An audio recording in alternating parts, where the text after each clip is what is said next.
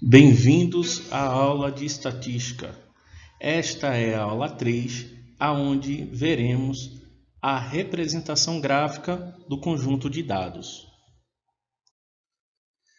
Quando falamos em representação gráfica, o objetivo é da gente ilustrar o comportamento dos dados, das entradas, né? A gente vê como é que está sendo a variação da frequência da entrada dos dados, né?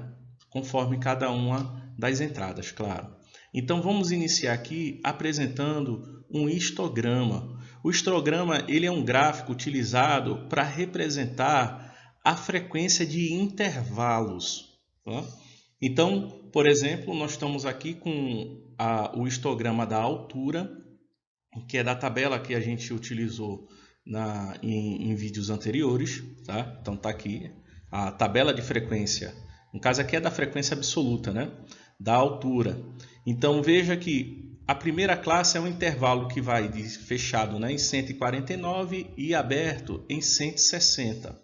A segunda classe é fechada em 160 e aberto em 171. A terceira classe, fechada em 171 e aberta em 182. E a quarta classe é fechada em 182 e aberta em 193. Tá? Então, cada um desses números foram localizados aqui no gráfico. Então, veja que logo aqui na primeira abscissa, né, que normalmente a gente começa no zero, só que como o menor valor é 149, então a gente começa aqui no 149. Tá? E aí a gente marcou, né, o 149, o 170, o 160, o 171, o 182 e o 193. Tá? Então, esse primeiro retângulo, ele representa a frequência da primeira classe, que é fechada em 149 e aberta em 160. Então, como nós temos duas frequências desse intervalo, então está aqui, é um retângulo onde a base é de 11 unidades e a altura é de 2 unidades. E aí agora nós temos o intervalo fechado em 160 e aberto em 171. Tá aqui. Então veja, né? Embora o primeiro retângulo, né, tenha como um dos lados o ponto, né, a abscissa 160, mas os valores iguais, as entradas iguais a 160, ela não está sendo contabilizada nesse primeiro retângulo. Está sendo contabilizada aqui nesse segundo retângulo, né? Então a segunda classe do segundo retângulo, né? Ou melhor, desculpa, a segunda classe aqui, né? É o segundo intervalo, que é de 160 a 171. Ele tem uma frequência 4. Então, veja que a base, né? Ele mede 11 unidades, que é a amplitude desse intervalo. E a altura desse retângulo é 4 unidades, que é exatamente a frequência, tá? Vocês devem ter observado que a escala no eixo das abscissas não é igual à escala do eixo das ordenadas, né? Ele não é igual, tá bom? Mas aí fica claro que a base desse retângulo tem medida 11, que é de 160 até 171, tá? E a altura é 4. A terceira classe refere-se a esse retângulo aqui, né? A amplitude da terceira classe também é 11, por isso que a base dele aqui é 11. E a frequência é 3, então a altura desse retângulo aqui será 3. Tá? Aqui nós temos, né, a quarta classe, né, que é o intervalo fechado em 182 e aberto em 193. Está aqui, né? A amplitude é 11, então a base é 11 e a altura é 4. Bom? Então, dessa forma, nós construímos aqui esse histograma. Tá? Aqui no histograma, nós estamos indicando em cada um dos retângulos a altura que indica a frequência da classe, né? Ou a frequência do intervalo que o retângulo representa. Tá bom? O interessante de trabalhar com histograma é o seguinte: nós temos aqui, né, que todos os histogramas, eles, né, todas as classes são retângulos onde está sendo identificado a base, que a medida da base é a amplitude do intervalo da classe que esse retângulo está associado, e a altura representa a frequência da classe. Tá? Então, dessa forma, podemos indicar a frequência como sendo a área de cada retângulo. Tá? Então, por exemplo, a soma das áreas dos retângulos aqui, eu estou calculando aqui, né? Como todos os retângulos têm a mesma base, que é 11, porque todos os intervalos têm a mesma amplitude, né? Que é 11, que é a largura do intervalo, né? Ele tem a mesma largura, então que é 11. Então, a soma das áreas vai ser o quê? Vai ser a soma das alturas multiplicado por 11. Então, quando eu faço esse cálculo, eu vejo que a área total é 143, tá? É a área ocupada por todos os retângulos. Então, por exemplo, eu chamei de A1 a área do retângulo associado à primeira classe, tá? Que é esse retângulo aqui. A área dele vai ser o quê? A altura, que é 2, multiplicado pela base, que é 11. Então, a área desse primeiro retângulo é 22. Então, eu poderia indicar que a frequência da primeira classe em termos de área é 22 de 143. Né? O total é 143 e desses 143, 22 é a área da primeira classe. Então, veja o que acontece quando eu calculo a razão entre a área do retângulo da primeira classe com a área total dos retângulos, né? Ou seja, a soma das áreas dos retângulos. Então, fica 22 sobre 43, né? Que simplificando aqui vai ficar 2 sobre 13, né? 2 trezeavos. E se você vier aqui para a tabela, 2 trezeavos vai ser a frequência relativa da primeira classe, né? Que é 2 sobre 13, tá? Então, mesmo que a gente não conheça essa tabela, mas se você tiver como obter a área dos retângulos, né?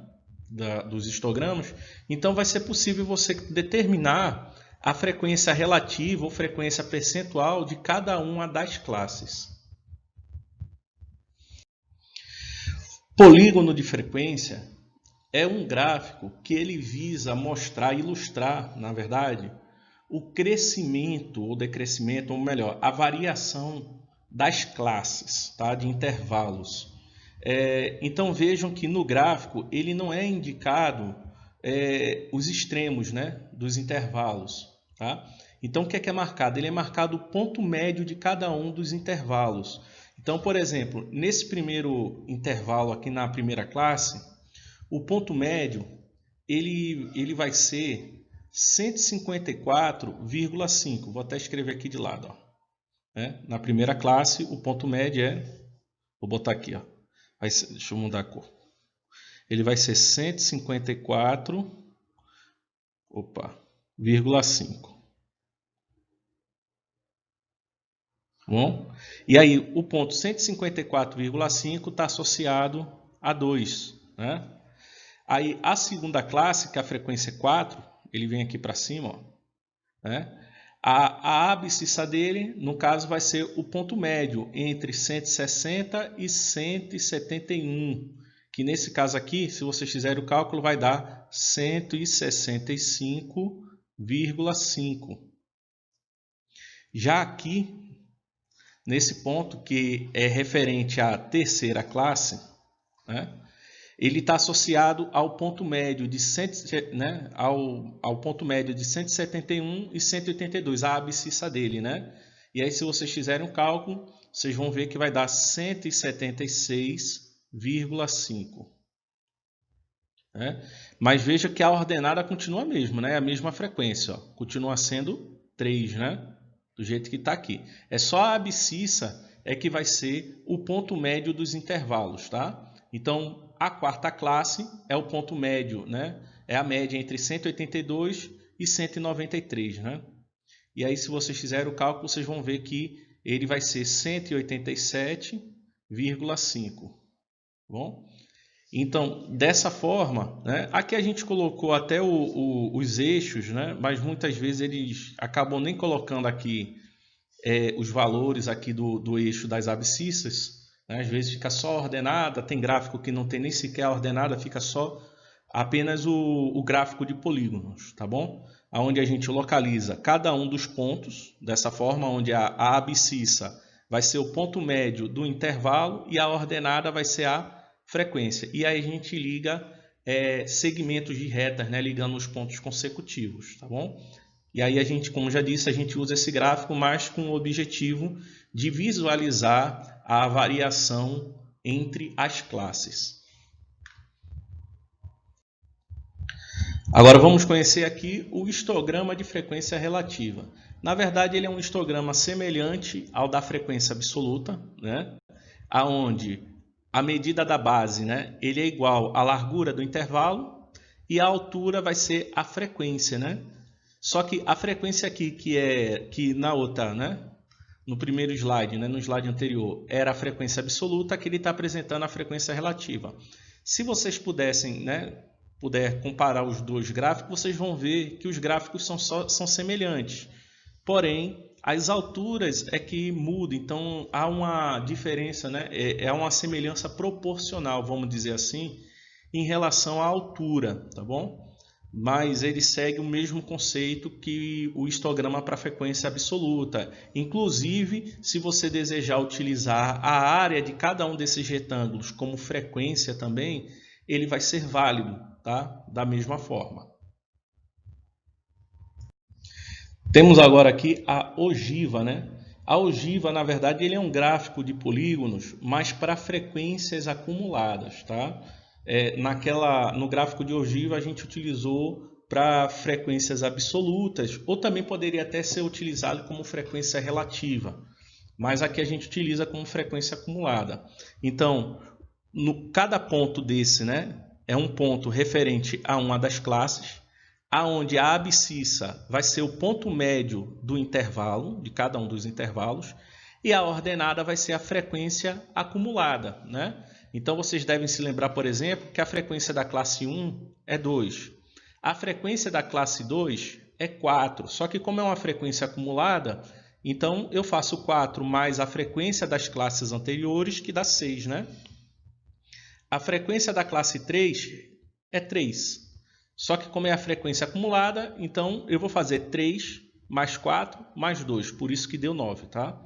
E a frequência da classe 4 é 4, mas como é a frequência acumulada aqui, né? Então vai ficar 9 mais 4, por isso que deu 13, tá? Então, dessa forma, quando a gente constrói aqui uma ogiva, a linha ela é sempre crescente ou contínua, tá? Em nenhum momento ela vai ser decrescente, já que as frequências absolutas, né, que normalmente representam uma contagem ou representa uma medida, elas são sempre positivas ou zero, né? Mas nunca são negativas. Então, por isso que normalmente a ogiva ela é uma linha sempre crescente ou contínua, tá bom? Até os slides anteriores, nós vimos gráficos que podem ser utilizados para conjunto de dados quantitativos. Agora, nós vamos dar uma olhada, né, em gráficos que podem ser utilizados para ilustrar conjunto de dados qualitativos. Então, temos aqui, né, a tabela de frequência dos dados, do conjunto de dados referente à escolaridade, né, fundamental, médio, superior. Então está aqui a frequência absoluta dos dados. E aí vamos começar com um gráfico de setores ou gráfico pizza, né, tipo pizza. Então esse gráfico, né, ele é um círculo, tá bom? Onde a região do círculo, cada região, né, ele representa uma das entradas, mas de modo que a proporção da região seja igual à frequência, né? Seja proporcional também à frequência da entrada, né? Então, por exemplo, o ensino fundamental aqui, ele representa, né, essa área aqui, ele representa 46%, né, da área de todo o círculo. E a frequência relativa da entrada, né, da primeira classe aqui, o ensino fundamental, representa 46% das entradas de dados, tá bom? E aí, como é que você, né, se você, normalmente, claro, a gente tem já softwares que fazem esses gráficos para vocês, né? Então fica até meio sem sentido vocês terem que fazer na mão esses gráficos. Mas se você tivesse que fazer na mão, como é que eu iria encontrar então essa região, né? É simples, né? O gráfico todo, né? O círculo ele não está associado a um arco, né? Ou a um ângulo de 180 graus. Então significa dizer que esse ângulo aqui, ó, opa, ficou muito escuro, deixa eu mudar a cor, tá? Vou pegar aqui branco. Então significa que esse ângulo aqui, ele representa 46% de 180 graus, tá bom? Então vai ser 180 vezes, né, 0,46, né, em graus, né? É o que esse ângulo representa. A região, né, que está associado à entrada de ensino superior, né, ele representa 15% de toda a área do gráfico. E o ensino superior ele representa aproximadamente 15% do total de entradas aqui, né? Tá? E aí também segue a mesma ideia. O ângulo associado a esse setor aqui representa 15% de 180 graus. Tá? Então vai ser 180 vezes 0,15, né, em graus. E por fim, o do ensino médio, que essa região representa 39% de toda a área do gráfico, né, toda a área do círculo. E aqui na tabela, a frequência relativa, né, às entradas do ensino médio é aproximadamente 39%. Tá? Então, por essa razão, o ângulo que está associado ao setor, né, associado à segunda classe é 180 vezes o 0,39, né? Isso aqui vai ser em graus. Tá? Se precisar de fazer, né, na mão o gráfico, então é só tentar encontrar esses valores aproximados à frequência relativa, né? 180 graus vezes a frequência relativa da entrada que você quer associar, né, ao setor. E aí nós temos aqui o gráfico de Pareto. Esse gráfico, na verdade, ele é um gráfico de colunas, né, que ele pode ser horizontal, pode ser um gráfico vertical, sendo que a gente organiza da seguinte forma, né? A entrada de maior valor, né, de maior frequência, vai ser a primeira coluna. E a coluna seguinte vai ser a segunda menor frequência, né? De forma que as colunas que estarão mais à direita, elas representarão as entradas de menor frequência. Tá? Nesse caso aqui, as entradas elas já têm uma ordem que já tinha sido estabelecida na tabela aqui, né? Que foi o fundamental, médio, superior, que nós estamos nos referindo a um conjunto de dados qualitativo ordinal. Né? É possível estabelecer uma ordem entre as entradas de dados. Tá? Mas se não fosse possível, esse gráfico ele seria organizado na ordem da frequência. Então, de maior frequência seria a primeira coluna, o segundo maior frequência seria a segunda coluna, e assim por diante, até que a última coluna fosse a entrada de menor frequência. Aí apresentamos agora o gráfico de série temporal, que é um gráfico que apresenta os dados na ordem dos acontecimentos, tá? Então, ele é ordenado conforme o tempo em que cada situação aconteceu. Então, a abscissa, nós organizamos o tempo, tá? Está aqui em anos, mas o tempo também poderia ter sido definido como se fosse assim, os acontecimentos, né? Como, por exemplo, você poderia ter colocado aqui o período pré-histórico, a Idade Média, Primeira Guerra, Segunda Guerra e assim por diante, né? Ao invés de organizar em anos como foi estabelecido aqui. Tá? Então, a abscissa representa o tempo, né?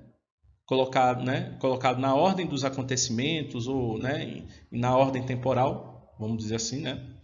E a ordenada representa a frequência, né? Que pode ser a frequência absoluta ou uma frequência relativa. Tá? E aí a gente localiza cada um dos pontos e os pontos consecutivos eles são ligados por um segmento, tá? Conforme mostra aqui. Esse gráfico aqui, ele serve para a gente ilustrar, né, como foi a variação de frequência conforme o tempo, né, que está sendo observado aqui. Bom, gente, então aqui encerramos a aula. Existem outros gráficos que não foram abordados aqui, então depende de cada contexto, né, que vocês forem aplicar, como um gráfico de colunas para a gente utilizar com conjunto de dados quantitativos, por exemplo, né, quantitativos discretos, né, que a gente poderia utilizar. E eu sei que vocês já conhecem algum dos gráficos, tá bom? Mas de qualquer forma, se vocês tiverem qualquer dúvida no conteúdo, mesmo ele tendo sido explorado aqui, né, gráficos que foram explorados aqui, ou até gráficos que a gente não viu aqui no slide, mas que vocês precisem utilizar, né, mas não sabem como construir essas coisas, coloquem as dúvidas de vocês que aí a gente vai esclarecendo, tá bom? E aí, até o próximo vídeo.